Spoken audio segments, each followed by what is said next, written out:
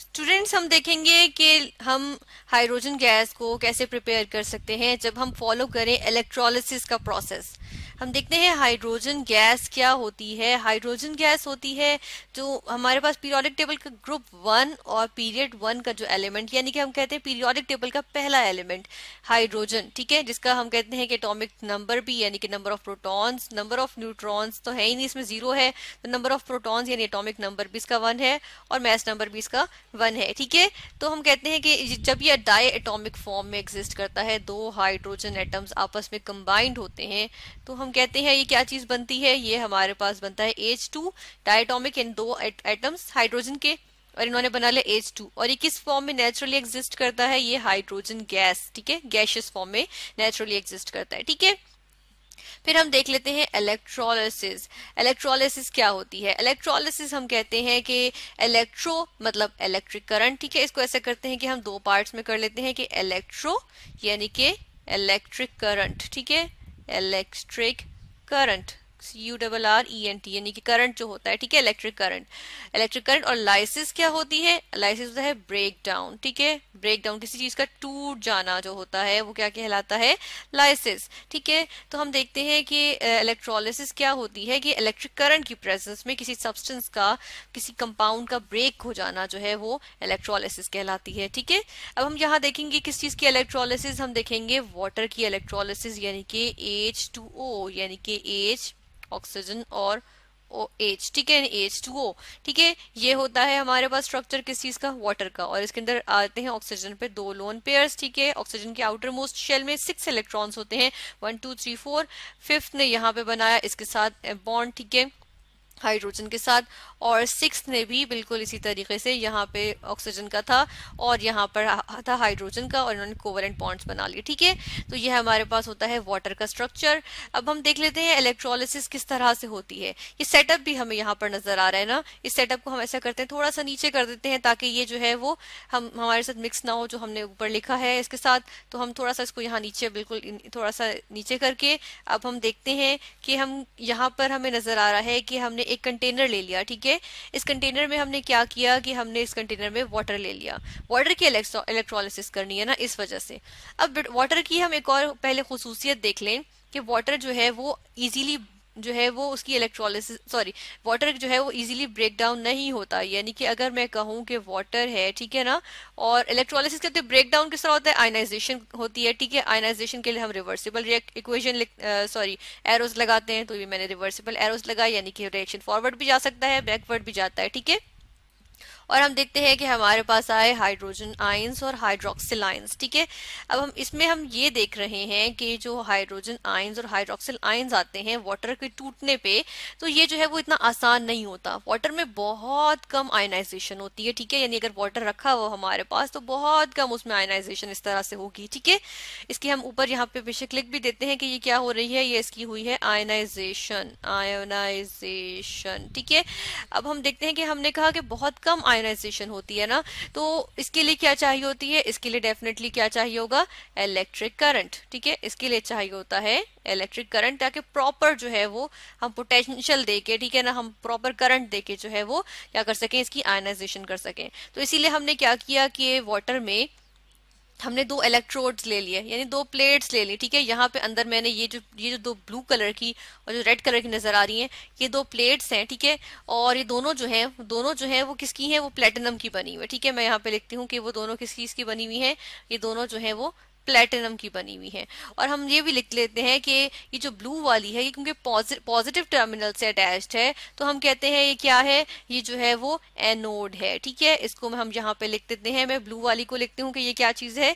ये हमारे पास हो गई एनोड, ठीक है, ये एनोड आ गई। और जो रेड वाली है ये कनेक्ट हुई हुई है नेगेटिव टर्मिनल से, तो मैं कहती हूँ कि ये क्या चीज है? ये जो है वो कैथोड है, ठीक है। और इसके अलावा मैंने क्या कहा? इसके अलावा हमने ये कहा कि जो है ये दोनों किस चीज की बनी हुई है? प्लेटिनम से बनी हुई है, ठीक है, प्लेटिनम से मिलके बनी हुई है।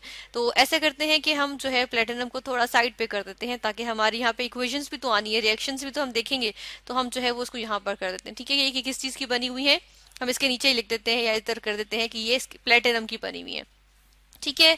अब हम देखते हैं कि एनोड क्योंकि पॉजिटिव टर्मिनल है और अब हमने इलेक्ट्रिसिटी प्रोवाइड की क्योंकि बैटरी से कनेक्ट कर दिया ना, और यहाँ पे हमारे पास जो है ये क्या मौजूद थी, ये इलेक्ट्रोड्स या प्लेट्स मौजूद थी जो इनको हमने इलेक्ट्रोड्स कहा, जो प्लेटिनम की बनी थी। और प्लेटिनम इसलिए यूज किया क्योंकि ये रिलेटिवली हम देखते हैं कि ये रूम टेम्परेचर पे, यानी कि जो आम टेम्परेचर होता है हमारे यानी 25 to 30 डिग्री सेल्सियस का, उस पर जो है ये यूजुअली रिएक्ट नहीं करता, इतना रिएक्टिव नहीं होता प्लेटिनम। ठीक है, इनर्ट होता है, हम कहते हैं डू नॉट रिएक्ट को कहते हैं इनर्ट। ठीक है, इनर्ट होता है ये। तो हम देखते हैं कि ये क्या करता है, रिएक्ट नहीं करेगा। अब ये जो हमारे पास हम क्या करते हैं, दो सिलेंडर्स इसमें इस तरह से जो है वो ले लेते हैं। ठीक है, क्योंकि हम इसमें जो है वो इलेक्ट्रोलिसिस होगी तो कुछ गैसेस वगैरह अगर प्रिपेयर या कोई प्रोडक्ट्स आती हैं तो हम वो सिलेंडर में हासिल कर लें। ठीक है, अब हम देखते हैं कि हमने बैटरी से कनेक्ट किया, इलेक्ट्रिसिटी प्रोवाइड हो रही है। ठीक है, इलेक्ट्रिक करंट पास हुआ। तो इलेक्ट्रिक करंट पास होने से क्या होता है, हमने कहा कि इलेक्ट्रिक करंट पास होगा तो वाटर की आयनाइजेशन होगी। अब यहाँ पर इलेक्ट्रिक करंट पास होने की वजह से वाटर की आयनाइजेशन होती है, हाइड्रोजन आयंस बनते हैं, हाइड्रोक्सिल आयंस बनते हैं। ठीक है, यानी कि हम इसको इस तरह लिखते हैं। एनोड पे क्या होता है, हम ये पहले देख लेते हैं कि एनोड पे क्या होता है। एनोड पे यहाँ पे हम लिखते हैं एट एनोड। ठीक है, एनोड पे देख लेते हैं क्या होता है। एनोड पे एक्चुअली हमारे पास हमेशा ऑक्सीडेशन होती है। ठीक है, एनोड पे हमेशा ऑक्सीडेशन होती है और हम देखते हैं कि यहाँ पर क्या होगा, यहाँ पर ऑक्सीडेशन किस तरह से होगी कि जो वाटर है, ये हमारे पास वाटर आया, ऑक्सीडेशन मतलब लॉस ऑफ इलेक्ट्रॉन। अब किस तरह से लूज होंगे इलेक्ट्रॉन्स, ये अपने जो है वो इलेक्ट्रॉन्स लूज करेगा, 2 इलेक्ट्रॉन्स लूज करेगा वाटर में से। ठीक है, और हाइड्रोजन आयंस बनेंगे। इलेक्ट्रॉन लूज होने पे देखें पॉजिटिव चार्ज आ गया हाइड्रोजन पे। ठीक है, अब हम इसको बैलेंस करने के लिए अगर यहाँ 2 लगाएंगे तो हमें जो है वो बैलेंस करने के लिए यहाँ पे 4 लगाना पड़ेगा। ठीक है, तो फिर ये 2 इलेक्ट्रॉन से एक हाइड्रोजन के सॉरी एक वाटर के मॉलिक्यूल के लिए हम कह रहे थे कि एक इलेक्ट्रॉन ना, तो अब यहाँ पर 2 तो नहीं रहेगा, सॉरी एक वाटर मॉलिक्यूल के लिए 2 इलेक्ट्रॉन्स हो रहे थे लूज, तो फिर यहाँ पर अब जो है वो 2 वाटर मॉलिक्यूल्स के लिए 4 हो जाएंगे, तो ये 4 आ गया। ठीक है, और ये आ गई ऑक्सीजन गैस, ये आ गए हमारे पास हाइड्रोजन के आयंस। ठीक है, अब हम देख लेते हैं कि रिडक्शन जो होती है वो कैथोड पे होती है। तो कैथोड पे हमारे पास क्या प्रोसीजर फॉलो होता है, हम यहाँ पे लिखते हैं कैथोड की एट कैथोड। कैथोड पे क्या हो रहा है, रिडक्शन। हमने कहा कैथोड पे हमेशा रिडक्शन होती है। ठीक है, ये मेरे पास हो रही है रिडक्शन। और हम देखते हैं यहाँ पर कौन सा, यहाँ पर क्या हो रहा होता है, रिएक्शन क्या होता है। अब ये जो मेरे पास हाइड्रोजन आयंस हैं, ठीक है, क्योंकि कैथोड नेगेटिव चार्ज जो बैटरी का है उसके साथ, नेगेटिव एंड है बैटरी का, उसके साथ अटैच्ड है कैथोड। तो हम कहते हैं कि कैथोड पे जो है वो हाइड्रोजन आयंस जो है वो अट्रैक्ट होंगे क्योंकि ये नेगेटिवली चार्ज है कैथोड। ठीक है, तो जो है वो क्या जा रहे हैं, हाइड्रोजन आयंस जो है वो क्योंकि पॉजिटिवली चार्ज है वो कैथोड की तरफ जाएंगे। कैथोड पे इनकी क्या हो जाएगी, कैथोड पे तो हमेशा रिडक्शन होती है, तो इन हाइड्रोजन आयंस की रिडक्शन हो जाएगी। ठीक है, किस तरह से कि रिडक्शन होती है गेन ऑफ इलेक्ट्रॉन्स, ये क्या करेंगे, इलेक्ट्रॉन गेन कर लेंगे। अब एक अगर हाइड्रोजन आयन होगा तो वो एक इलेक्ट्रॉन गेन करेगा तो क्या बना लेगा, हाइड्रोजन का एटम।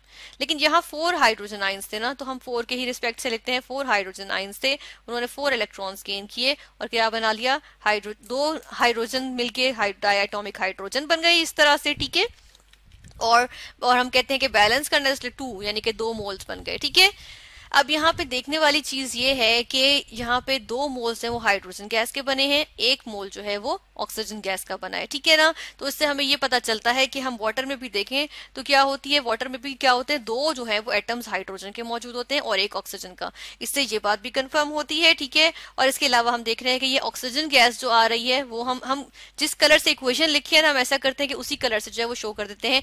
यहाँ हमारे पास जो बबल्स आ रहे हैं ये किस चीज के आ रहे हैं, ये हमारे पास जो है वो ऑक्सीजन गैस आ रही है। ठीक है, और दूसरी हमारे पास क्या है, ये हाइड्रोजन गैस जो रिलीज हो रही है, ये हमारे पास हो रही है हाइड्रोजन गैस। अब ये रिलीज हो रही है यहाँ पे, ठीक है, इसको हम यहाँ पे लिखते हैं कि यहाँ पे कलेक्ट हो रही है। ये हाइड्रोजन गैस हम देख रहे हैं ज्यादा कलेक्ट हुई है बनस्बत किसके, ऑक्सीजन गैस के। ये ऑक्सीजन गैस जो है वो कलेक्ट हुई है। ठीक है, तो ये हमने देखा कि प्रोसीजर क्या था हमारे पास हाइड्रोजन गैस प्रिपेयर करने का। हमने एक बहुत, ये हमारे पास अच्छा मेथड होता है एक प्योर फॉर्म में हाइड्रोजन गैस कलेक्ट करने का। हमने वाटर की इलेक्ट्रोलिसिस कर दी, ठीक है, यानी उसको ब्रेक डाउन कर दिया इलेक्ट्रिक करंट प्रोवाइड करके, और हमने क्या किया, क्या हासिल किया, ऑक्सीजन गैस भी हासिल कर ली और हमारे पास हाइड्रोजन गैस जो हमें प्रिपेयर करनी थी वो तो आई गई।